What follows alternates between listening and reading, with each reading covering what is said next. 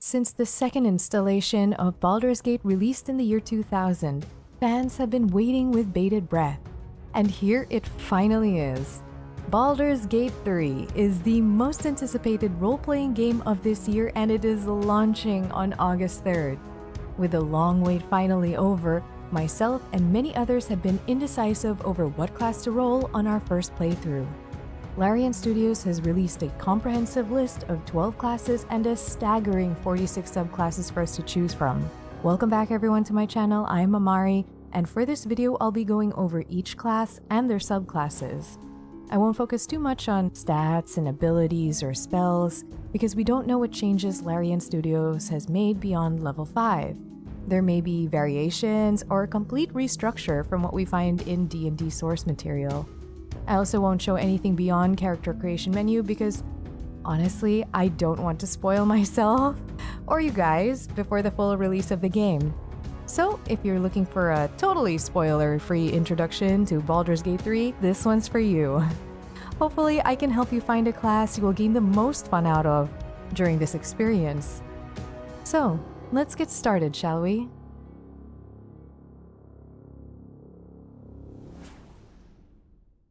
First up, we have the Barbarian.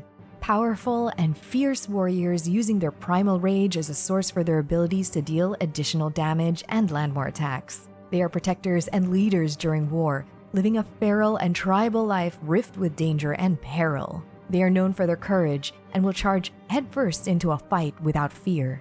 Due to their intimidating strength and constitution, barbarians have a unique feature called unarmored defense, which gives them more resistances to attack while wearing less armor. This is a powerful melee character for those who want to smash their way through each encounter and throw friends and enemies around. These are the Barbarian subclasses. Berserker. Berserkers use rage and frenzy to gain immeasurable strength in battle. They become immune to charmed and frightened effects as they are focused on the thrill of violence. With their intimidating presence, they can frighten foes to gain an edge. Wildheart. Wildheart barbarians are more feral in nature, thus gaining bestial heart and the ability to speak with animals. Wild magic. Using wild magic surge, this barbarian can cause chaos on the battlefield using an untamed form of magic. And it's totally unpredictable what spell it will be. They can buff the party with bolstering magic or use unstable backlash to strike at enemies. Next are the bards. Known as the storytellers and minstrels of Faerun, they travel from one inn to the next, collecting tales of adventure, singing of battles, and weaving magic into their songs. Usually the most charismatic member of the group, they have the means to persuade others to reveal secrets or lower their rates when bartering. Being a truly versatile support in a party, bards can weaken enemies with vicious mockery or strengthen allies with bardic inspiration. The bard's speechcraft and style makes this a first choice for those who want to play a support role in combat but want to take the lead on conversations with many strong RP tools under their belt. The bard has 3 subclasses to choose from. Lore. Bards who choose College of Lore have the ability to use cutting words, which gives a disadvantage to enemies. Valor. Bards in the College of Valor allow them to wear medium armor and carry a shield. Additionally, they gain proficiency with martial weapons. Swords. Bards who choose to specialize in swords can not only wear medium armor but can also wield a scimitar. They can master dueling or 2-weapon fighting. Blade Flourish can hasten their actions and movement on the battlefield, with the opportunity to attack more than once. Druids are people who are connected to nature, live in the wilds, and affect that link with their terrain into magic. Most notably, Wild Shape grants them the ability to transform into animals. Their knowledge over the elemental forces makes them a vital support, offering defensive and healing abilities from their wisdom stat. Druids are ideal for people who want control over the battlefield with spells like Charm and Entangle. They also have the incredible versatility as a support to buff allies, take a few hits in bear form, and the ability to conjure up a basket of good berries to snack on. Now onto the Druid subclasses. Land. The most iconic trait of the Druid is the ability to use Wild Shape as a land Druid. Without needing to rest, they can use Natural Recovery once a day, which will replenish their spell slots. Moon. Circle of the Moon has the advantage of allowing druids to transform into a beast as a bonus action. rather than an action. Spores. I am so excited to see that Larian has included this subclass, using spores to cause necrotic damage, exchange life force back into you, and have the ability to transform decay into life, making them a bit of a necromancer. Armed with nothing but fists, years of special training in cloistered monasteries gives monks the ability to harness an element that flows through living bodies. Ki. This melding of physical and spiritual prowess can manipulate elemental forces, hinder the flow of ki in enemies, and boost their own strength to endure hits or speed up attacks. Having primary stats in strength and dexterity doesn't make for a very tanky class, but their mastery of ki can cripple foes and target weaknesses in an instant. This class is ideal for those who want to hit foes quickly, hit many times, and hopefully make a run out of reach before the enemy's turn. The monk has some interesting subclasses, which are Open Hand. With the ability to use special weapons, these monks can have more versatility in attacks, whether armed or unarmed. Using Ki, their flurry strikes gives them the opportunity to land an additional attack on enemies. Shadow. Harnessing Ki, these monks can manipulate shadows to silence or shroud the enemy in darkness, step between shadows, and even conceal themselves in dim light. 4 elements. The avatars of D&D. These monks can manipulate air, fire, water, and earth to attack foes, change the terrain around them, or grant themselves an advantage.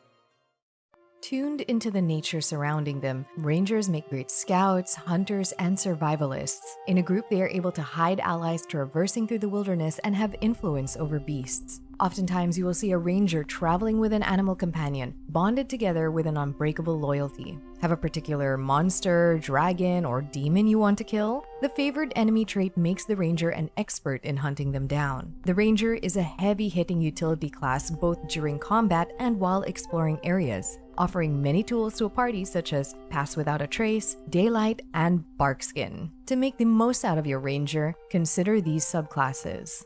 Hunter. Hordebreaker is the most sought-after ability for hunters, allowing quick attacks to 2 enemies standing next to each other. Colossus Slayer grants additional damage to targets, and hunters who are struck by a larger enemy can use Giant Killer feature to attack back immediately. Beastmaster. All you need to know is you get an animal companion traveling alongside you. Who wouldn't want that? Gloomstalker. Rangers of this subclass have access to Gloomstalker magic, dark vision, and resistances to mind-altering magic. They are experts in ambushing foes, able to attack first before the enemy sees them coming. And in the chance they miss an attack, Gloomstalkers can strike again. With an arsenal of weapons, poisons, traps, and lockpicks, the rogue makes for an exciting stealthy assassin with unmatched acrobatic mobility. Able to move around the battlefield quickly, they can flit through enemy lines with precision from their dexterity. Rogues are superior in their ability to scout areas undetected, hiding in the shadows to gain an upper hand in combat, deceiving foes to gain information, and some even learn a few magical tricks to avoid danger. Their expertise in preying on weaknesses makes the rogue a quick and intelligent class. So if you like to strategize and set up fights with traps and distractions, then stealth in the shadows to strike a deadly blow, this class is for you. You can't go wrong choosing any of these rogue subclasses. Arcane Trickster. A little magic can be a great tool for rogues. The Arcane Trickster has access to a few spells, and more notably, their own mage hand that can be used when you are up to no good.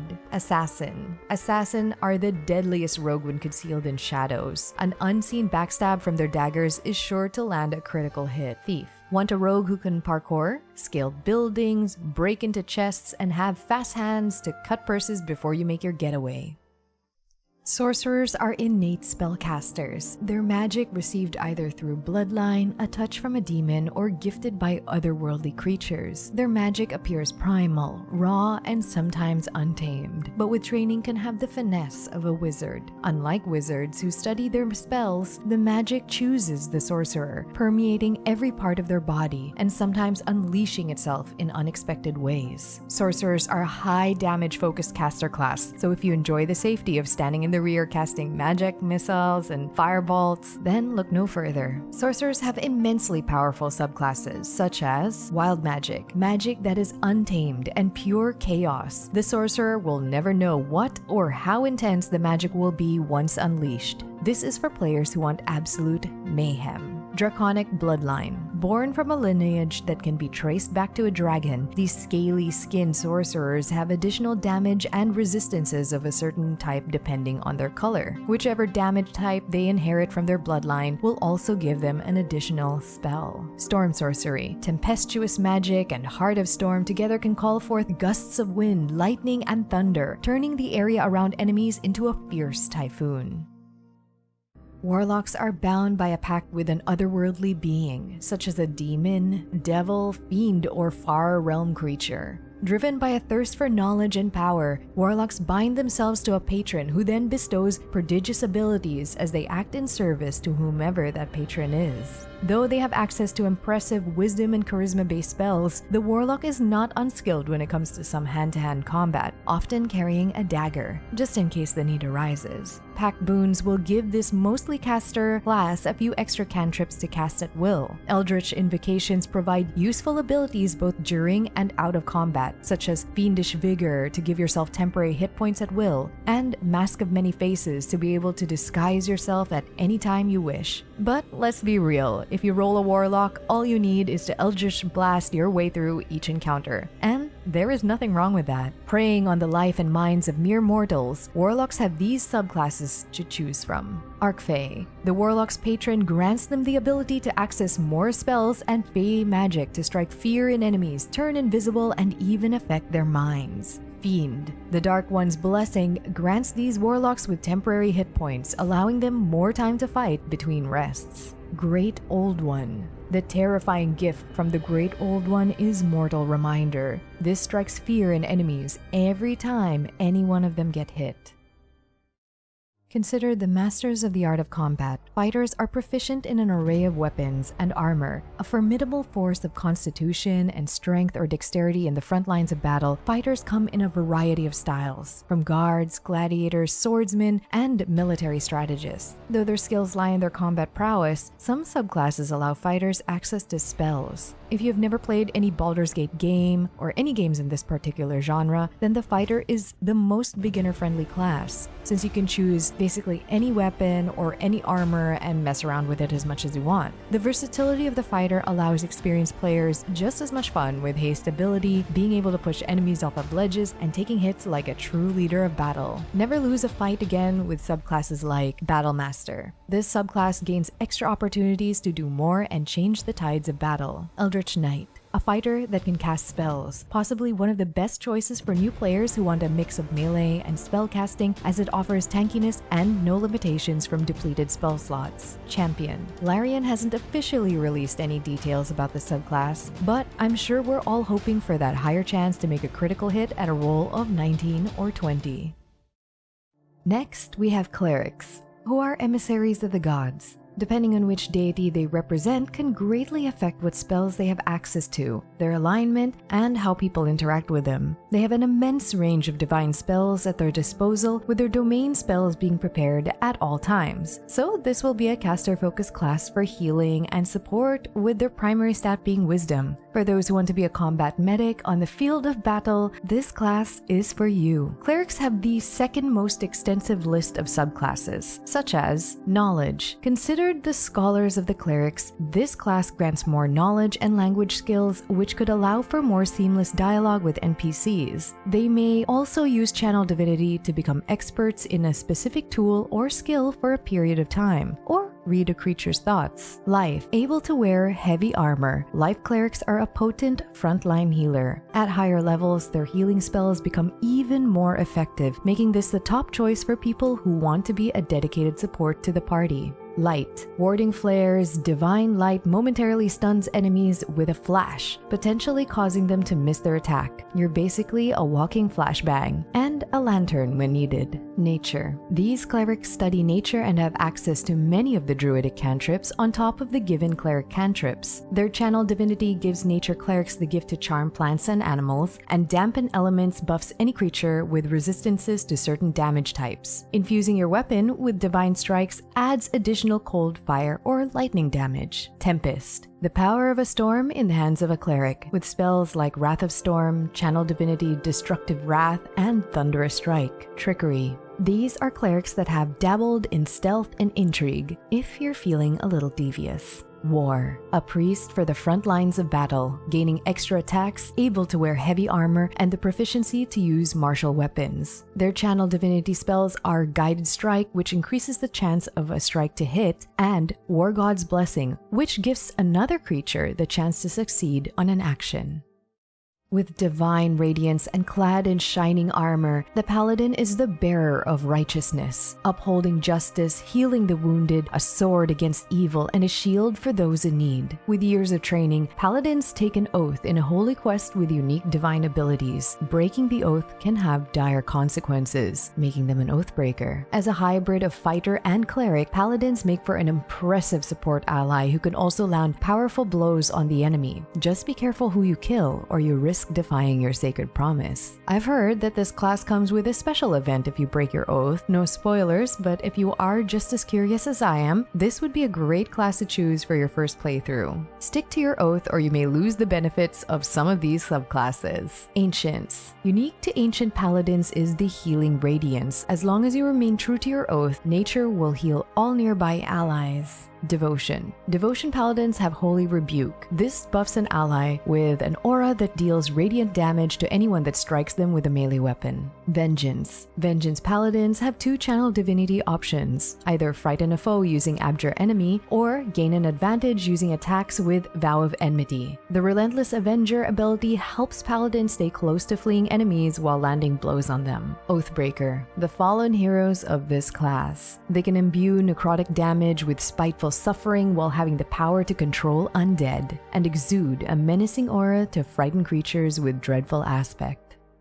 Last but not least are the wizards. The lure of knowledge is the basis for all wizards. Known as the scholars and sages of the mysteries of magic, this class is the supreme choice for spellcasters. Their lifelong studies and experimentation unlock secret, ancient abilities and formidable spells that can twist the fabric of time, space, matter, illusion, and the elements. A wizard's tome is the collective masterwork of their entire being, and continual studies make this an intelligence and wisdom-based class. They have the largest selection of spells to control enemies, buff allies, and fireball everything to ashes. Their arsenal of practical, support, and offensive spells may be overwhelming, but if you are the type of player who loves to prepare spells specific for each dialogue and encounter, then the wizard dominates as a pure caster. Good luck picking just one of these wizard subclasses. Abjuration. Wizards in the school of Abjuration become the authority on magical guards and exorcism, able to block magic, banish beings, and protect allies. Good for people who value their personal space. Conjuration. The school of Conjuration emphasizes spells that can create objects and creatures out of thin air. Benign transportation allows the wizard to teleport to another space or swap places with a willing creature. At higher levels, concentration spells are unbreakable through focused conjuration. Divination. Soothsayers who are able to see glimpses of the future and have a greater understanding of the past and present. These wizards see clearly through the veil of space and time through the use of portent to replace an unfavorable dice roll. You're also granted visions of things a normal creature is not able to see with your third eye. Enchantment. These wizards have honed their skills to entrance and beguile others with hypnotic gaze and instinctive charm. Evocation. Evocation wizards have mastery over the elements. A standout ability called Sculpt Spell is using one of these forces to create a pocket of safety. Necromancy. Probably the most well-known subclass, most loved in many RPGs as they have the power over life from death. Grim Harvest allows these wizards to reap life from creatures they kill. Typically, necromancers are accompanied by their thrall of undead, reanimated corpses, or skeletons. They're also, thankfully, resistant to necrotic damage. Illusion. With the power of deception, these wizards can create both sound and image with a single cast. With enough experience, that illusion is more malleable to the wizard, who can change the nature of said magic. Skillful illusion wizards can even make a perfect copy of themselves. Transmutation. Wizards of this subclass study spells that can modify energy and matter, allowing them to alter objects and people. They can turn wood into precious gemstone and even polymorph into a giant toad. To wrap it up, there is no objectively best class to play in Baldur's Gate 3. The best class is what complements your playstyle, how you want NPCs to react to you, and what you want out of the adventure. Choose a class that aligns with what role you want to be taking on in the party. Do you want to be a caster? Maybe the wizard. Do you want to be the face of the party? Then bard. Or do you want to steamroll your way through fighting anything that moves? Possibly the barbarian. Keep in mind this is a role-playing game, so combat is not a priority for the overall experience, but there will be many fun options for those who are looking to min-max their characters. As you level up in-game, you will have the option to multi-class, reaping the benefits of dipping into abilities and strengths of other classes. Build a cleric with wizard damage spells or a barbarian with rogue stealth. The possibilities are fun to play around with. With that being said, you will also see a dizzying list of races, backgrounds, and appearance customization options in the character creation menu. Try to visualize how your character made their way to the city of Baldur's Gate and how you want NPCs to react to you. Different races have prejudices and political or social histories with one another. Some may feel intimidated by you, more friendly, or may not speak to you at all. Of course, there will be stat benefits with each race, but let's just save that for another time. Let me know in the comments what class you'll be rolling, and if I missed any details about each class and subclass, feel free to let me know. Have fun with character creation before you venture forth. Don't be afraid to experiment with the class you choose, and I'll see you all in the Forgotten Realms.